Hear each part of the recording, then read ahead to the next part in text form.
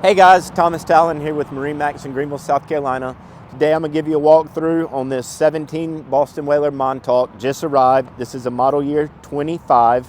Beautiful boat, guys. Has the light blue hull, has the red graphics, has a full railing package, bimini top.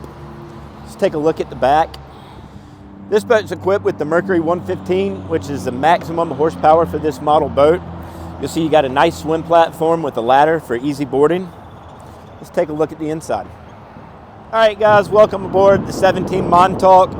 You'll see up here in the bow that this boat has a full cushion package. Underneath it is your anchor locker and additional storage for life jackets. You'll see a 70 quart igloo cooler with cushion and backrest. Additional rod holders here. Guys, at the helm, you'll see that we've left it open. You can add any unit you'd like to for chart plotting, depth finder, simple addition right here. Boat has a reversible seat at the helm with a live well located inside of it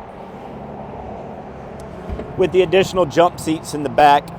Backrests do lift out up for additional rod holders. Guys, what a great boat. For more information, please give us a call or stop by our Greenville, South Carolina showroom. Thank you. Have a nice day.